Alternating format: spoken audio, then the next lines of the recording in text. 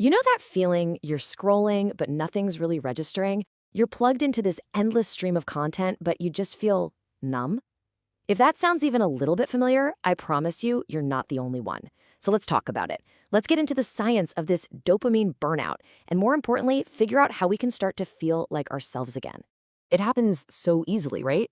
You pick up your phone for just a second, and suddenly, an hour is gone. You've fallen down that digital rabbit hole. And when you finally look up, there's no sense of reward, no satisfaction, just this weird, hollow feeling. It's such a strange paradox, isn't it? To be surrounded by so much and yet to feel so empty. Well, turns out there's a clinical term for that numbness. It's called anhedonia. And it's that feeling when things you used to love, listening to your favorite album, taking a walk, even just hanging out with friends, they all just feel a bit gray, muted. It's a huge sign of burnout. And it's basically your brain's reward system telling you it's been working overtime and it desperately needs a break. Some researchers have a great name for what's happening to our focus. They call it popcorn brain. It's this idea that our attention is just constantly popping from one thing to the next.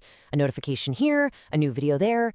We get so used to that frantic pace that slowing down to read a book or even just letting our minds wander feels, well, almost impossible. Our brains are now wired for a constant sprint, and we've kind of forgotten how to just go for a slow, steady jog. So what is going on here?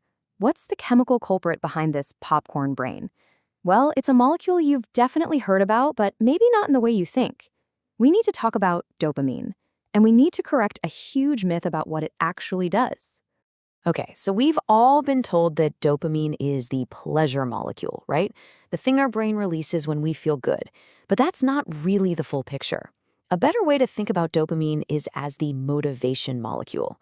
It's not the reward itself, it's the wanting of the reward. It's the thrill of the chase, the anticipation. It's the little voice that says, hey, maybe the next post will be the one. It's the molecule of more. And you see, this system is ancient. These reward pathways in our brain evolved over millions of years to make us seek out things we needed for survival: food, water, a partner. It's a powerful, primal drive. The problem is, our modern technology has figured out how to hijack that exact same system, turning that primal drive to survive into an endless hunt for digital scraps. And let's be really clear about this. This hijacking is not an accident. It is absolutely by design. The digital world we live in has been engineered to exploit this system and keep us searching. Let's look at exactly how it's done. Don't just take my word for it. This is a quote from a former vice president at Facebook. He's openly admitting that these dopamine-driven feedback loops are at the very heart of the business model. This isn't some side effect. It's the engine. And the fuel for that engine is our attention.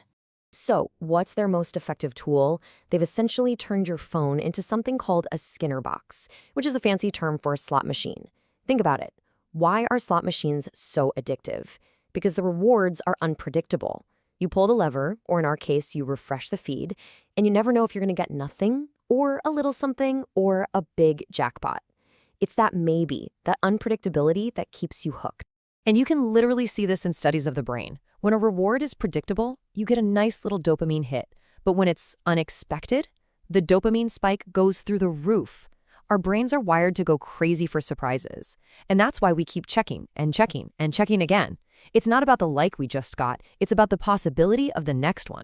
And if you think that sounds like a conspiracy theory, it's not. A study out of Harvard found that apps like Instagram will intentionally do this. They'll sometimes hold back your notifications, your likes, just so they can deliver them all at once in a big burst. They are literally manufacturing that surprise jackpot to keep your brain coming back for more. But living in this constant state of wanting, of seeking, of craving, it comes at a huge cost. It puts this massive neurological tax on our system, and it leaves us feeling drained, irritable, and just fundamentally unsatisfied. It's why that hours-long scroll session doesn't fill us up. It just leaves us feeling empty. Okay, so here's how it works. Imagine in your brain there's a delicate balancing scale. On one side is pleasure, on the other is pain. Your brain always wants that scale to be perfectly level. That's called homeostasis. But when we dump a ton of cheap, easy pleasure onto one side, like from endless scrolling, the scale gets thrown way off balance. So what does the brain do? To bring things back to level, it starts piling weights on the pain side. And that pain feels like anxiety, irritation, and a profound sense of boredom. So now our baseline is off, and we need even more stimulation just to feel normal again. It's a brutal cycle. And this has real-world consequences. A pretty staggering statistic shows that 73% of people report feeling a sense of anxiety or even panic when they misplace their phone. We've become so deeply intertwined with these devices that being without them feels like we've lost a piece of ourselves. So yeah, the system we're up against is powerful. That's the bad news. But here's the really good news. We are absolutely not powerless. We can start to reclaim our focus and our peace of mind. And you don't have to go on some extreme digital detox to do it. It's all about making small, intentional choices to give our brains a little room to breathe. Let's be real, right? Quitting technology altogether isn't an option for most of us. We're not just going to throw our phones into a river. But what we can do is make them less irresistible. The goal isn't to get rid of the tool, but to stop it from being this all-consuming source of stimulation. The goal is to make your phone, well, boring. So here is an incredibly simple, surprisingly powerful hack you can try. Go into your phone settings and turn on grayscale mode. All those bright, shiny, candy-colored app icons, they're designed by neuroscientists to be as appealing as possible. But when you strip away the color, they lose a ton of their power. Your phone instantly becomes less of a toy and more of a tool. It's such a small tweak, but you'd be amazed at the difference it makes. I really want to leave you with this because it is the most important takeaway from all of this.